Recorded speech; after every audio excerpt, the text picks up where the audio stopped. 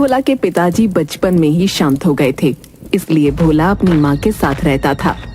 भोला की माँ को दिल की बीमारी थी, इस वजह से वो अक्सर बीमार रहती थी। घर का खर्चा चलाना बहुत ही मुश्किल था, इसलिए उसे जो भी काम मिलता वो कर लेता। पर इन सब से भी घर का खर्चा और माँ की दवाइयाँ लाने में बहुत मुश्किल होती। बेटा, मेरी दवाइयाँ खत्म हो गई हैं। माँ, मैं कल ही शहर जाकर तेरी दवाइयाँ ले आऊंगा। ऐसा कहकर वो घर से बाहर निकल जाता है। अब तो बस मेरे पास थोड़े ही पैसे बचे हैं, इसमें माँ की दवाइयाँ तो नहीं आ पाएगी। एक काम करता हूँ, आज ज्यादा काम कर लूंगा। चल भाई भोला, आज तो तुझे बहुत ही मेहनत करनी पड़ेगी। तभी उसकी माँ के चिल्लाने की आवाज आती है। भोला दौड़कर अंदर आता है। माँ, माँ, क्या हुआ तुम्हें? बेटा, पता नहीं, बहुत दर्द हो रहा है, मैं हिल भी नहीं पा रही। फिर वो बोल भी नहीं पाती। माँ, क्या हुआ है तुझे? मैं वैद्य जी को बुलाकर लेकर आता हूँ। भोला दौड़ा दौड़ा वैद्य जी के पास जाता है। वैद्य जी, वैद्य जी। अरे भोला, क्या हुआ? इतना घबराया हुआ क्यों है? वैद्य जी, आप जल्दी से मेरे घर चलिए। मेरी माँ को न जाने क्या हो गया है, वो बोल ही नहीं पा रही है और उसके हाथ पैर भी नहीं हिल रहे हैं। भोला वैद्य जी को लेकर आता है। बेटा, तुम्हारी माँ को लकवा हो गया है। वैद्य जी, तो अब फिर इसका कोई तो इलाज होगा। आपको जो भी इलाज करना है आप कीजिए, जितने पैसे लगेंगे मैं व्यवस्था कर दूंगा। बेटा, मुझे इसके लिए एक खास किस्म का तेल बनाना होगा। इसके लिए मुझे कुछ जड़ी बूटियां चाहिए, पर वह जड़ी बूटियां हमारे यहाँ पर नहीं मिलती। तो फिर कहाँ मिलती है वैद्य जी? वैद्य जी अपने झोले में से एक किताब निकालते हैं और उसमें से भोला को उन जड़ी बूटियों के बारे में बताते हैं। अगर तुम्हें यह मिल गई तो मैं तुम्हारी माँ का इलाज शुरू कर दूंगा, और यह किताब भी अपने साथ ले जाओ, काम आएगी। ठीक है वैद्य जी, मैं इन्हें लेकर आऊंगा। पर यह मिलेगी कहाँ? बेटा, यहाँ से दक्षिण की तरफ जाने पर तुम्हें एक मांसाहारी जंगल मिलेगा। जंगल पार करने पर तुम्हें रंग बिरंगा तालाब मिलेगा, और उस तालाब के बीचों बीच एक अनोखा टापू दिखेगा। वहाँ पर तुम्हें यह जड़ी बूटी मिल जाएगी। अच्छा वैद्य जी, मैं कल सुबह ही वहाँ के लिए निकलता हूँ। ठीक है बेटा, पर तुम्हें बहुत ही ज्यादा सावधानी बरतनी पड़ेगी। उस जंगल में भूल कर भी किसी भी पेड़ को हाथ मत लगाना। उस टापू पर जो कोई भी गया है वह वापस नहीं आया।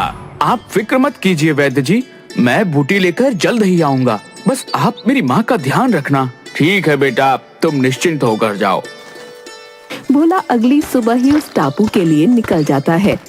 वहाँ पर चलते चलते वो मांसाहारी जंगल में पहुँच जाता है।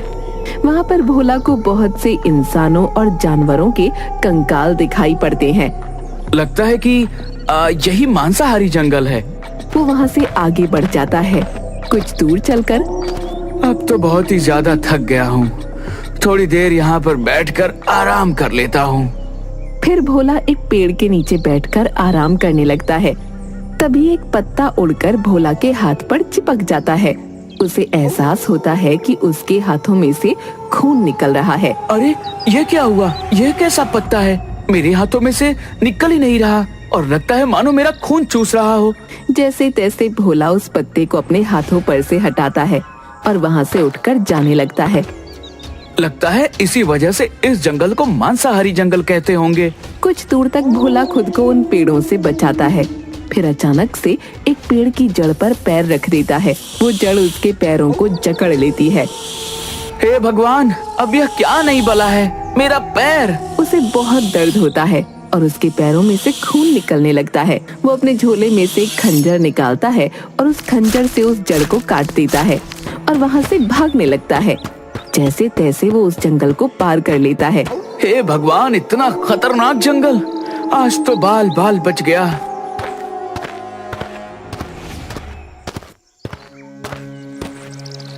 कुछ दूर चलने पर उसे एक तालाब दिखता है। उस तालाब के अंदर एक टापू दिखता है। लगता है यही वह अनोखा टापू है जहाँ पर मुझे माँ के इलाज के लिए जड़ी बूटियाँ मिलेंगी। पर वैद्य जी ने तो कहा था कि तालाब रंग बिरंगा होगा, पर यह तो बिल्कुल सामान्य ही है। भोला को वहाँ पर अलग अलग तरह की मछलियाँ दिखाई देती हैं। उनके रंग की वजह से वो तालाब रंग बिरंगा हो जाता है। अच्छा, तो इन रंग बिरंगी मछलियों की वजह से तालाब को रंग बिरंगा तालाब कहते हैं। मैं तो कुछ और ही समझा था। चलो यहाँ पर पानी पी लेता हूँ, बहुत देर से प्यास लग रही थी। भोला उस तालाब में पानी पीने जाता है। वो हाथ मुंह धोकर जैसे ही अपने मुंह में पानी डालता है उसे अजीब लगता है। वो पानी को थूक देता है। भोला देखता है कि पानी में उसका रंग निकल रहा है। अरे यह कैसा तालाब है, इसमें तो मेरा रंग निकल रहा है। फिर उसे एक बड़ी सी मछली दिखती है। उस मछली का रंग भी पानी में उतर रहा था। अच्छा, इसका मतलब यह है कि अगर इस पानी में कुछ भी डाला जाए तो उसका रंग पानी में मिल जाता है और तालाब रंग बिरंगा हो जाता है। भोला आसपास से लकड़ियां इकट्ठी करके अपने लिए एक नाव तैयार करता है और उस नाव से टापू की तरफ जाता है। भोला कुछ ही देर में टापू पर पहुंच जाता है। इस टापू में ऐसी कौन सी खास बात है जो इसे अनोखा टापू कहते हैं? मुझे तो कुछ खास नहीं लग रहा। भोला को एक आवाज आती है। अरे तुम कहाँ जाती और यहाँ तक कैसे पहुँची? अरे यह आवाज यह कहाँ से आ रही है? लगता है मेरा भ्रम है। फिर भोला आगे बढ़ता है। उसे फिर से आवाज आती है, रुक जाओ, तुम आगे नहीं बढ़ सकती। और बहुत सारे बौने इकट्ठा होकर भोला को घेर लेते हैं। तुम कौन होती और यहाँ कैसे पहुँची? मुझे तो लगती है हमें इसे सरदार के पास लेकर जाना होती। अरे सरदार को बड़ी बड़ी बातों में क्यों परेशान करना होती? तुम रुको, मैं इसे अभी खत्म कर देती हूँ। फिर वो बौना अपनी तलवार निकालकर भोला को दिखाता है। बौना उछल उछल कर उसकी गर्दन पर मारने की कोशिश करता है, पर वो छोटा होने की वजह से उसकी गर्दन तक नहीं पहुंच पाता। अरे ये इतना छोटा होती कि मेरी तलवार ही इसकी गर्दन तक नहीं पहुंचती।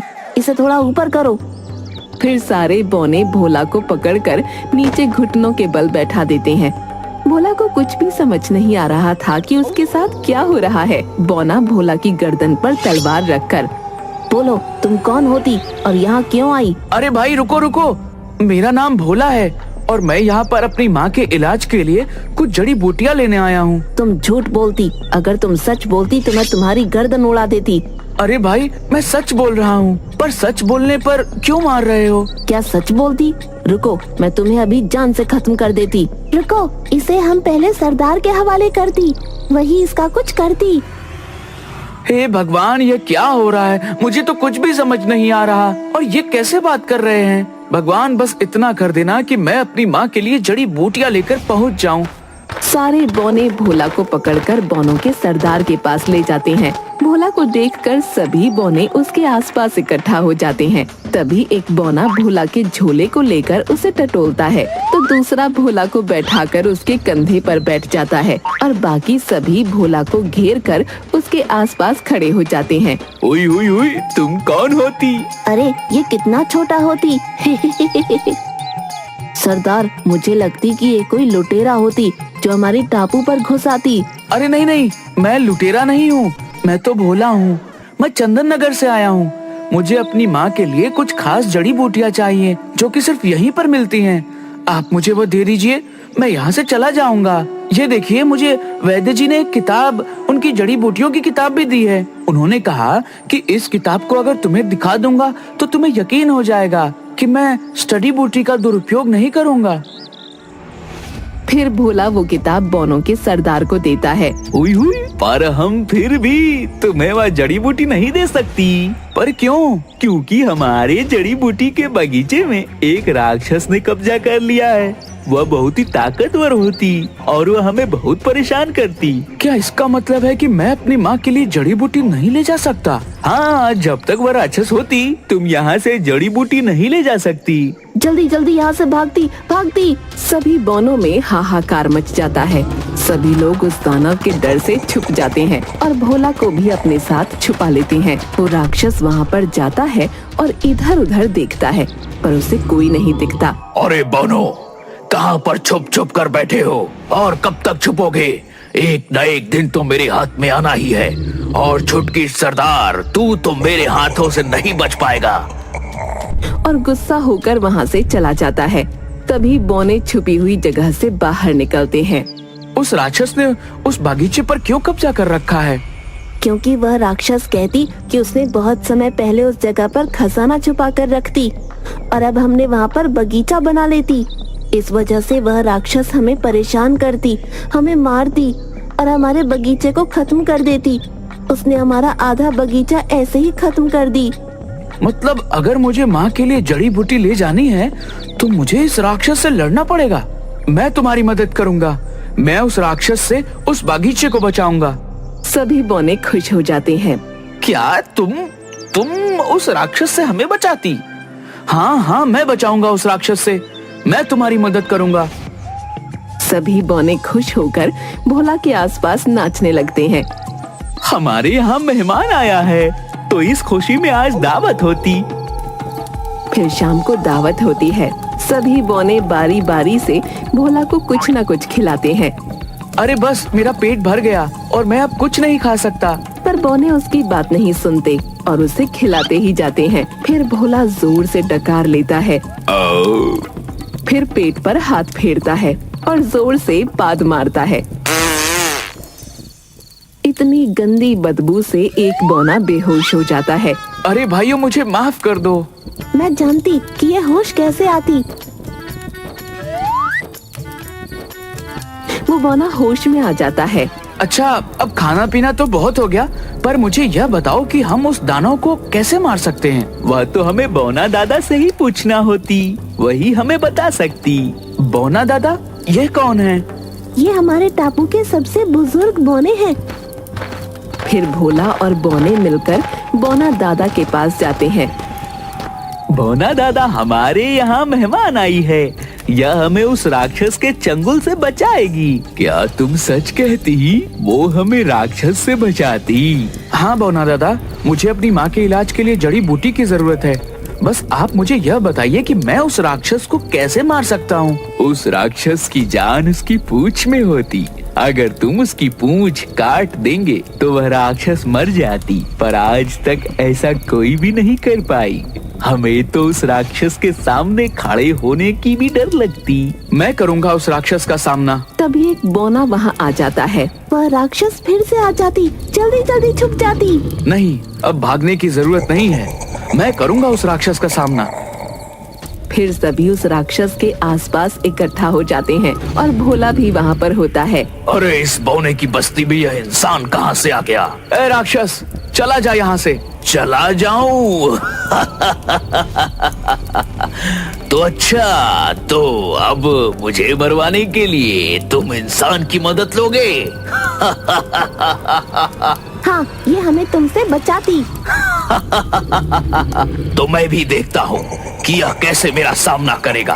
तो ठीक है, कल शाम को तुम फिर यहाँ आना। अगर मैं जीत गया तो तुम इस टापू को छोड़कर यहाँ से चले जाओगे, और अगर मैं जीता तो इन बौनों को हमेशा मेरी गुलामी करनी पड़ेगी। ठीक है, मुझे मंजूर है। तो कल शाम को मुकाबला पक्का। वो राक्षस चुनौती स्वीकार करके फिर से बगीचे में लौट जाता है। फिर बौने और भोला मिलकर योजना बनाते हैं। कल शाम को जब मुकाबला होगा तो मैं लड़ाई से उस राक्षस का ध्यान भटकाऊंगा। तभी मेरे पीछे से जाकर उसकी पूंछ में आग लगा देना। सभी बौने शाम को मुकाबले की तैयारी करते हैं। शाम को राक्षस फिर से आ जाता है। ए इंसान, तैयार है हारने के लिए? हाँ, मैं तैयार हूँ। फिर भोला और राक्षस दोनों का मुकाबला शुरू हो जाता है। राक्षस खड़ा होता है और भोला राक्षस को मारने के लिए जाता है, पर उल्टा भोला ही नीचे गिर जाता है। अरे बाप रे, यह राक्षस तो इतना ताकतवर है, मैं इसका सामना कैसे करूंगा?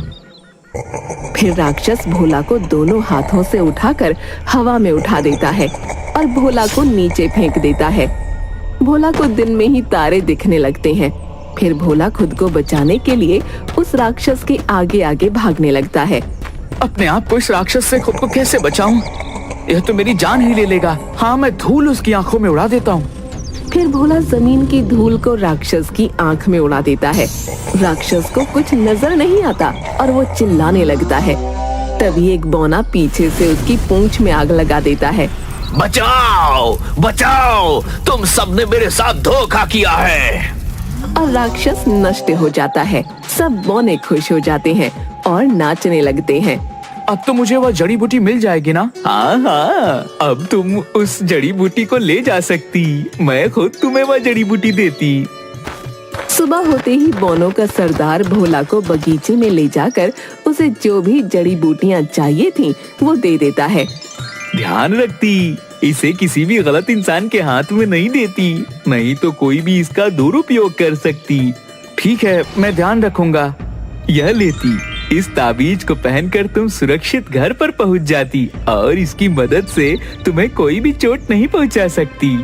भोला बोने के गले मिलकर अपने घर के लिए निकल जाता है। यह लीजिए वैद्य जी, आपने जो जो जड़ी बूटियां कही थी मैं सभी लेकर आया हूँ। अरे वाह बेटा, तुमने तो नामुमकिन को भी मुमकिन कर दिया। मैं अभी से वह खास तेल बनाना शुरू कर देता हूँ। फिर वैद्य जी वो खास तेल बना देते हैं और भोला की माँ का इलाज शुरू कर देते हैं।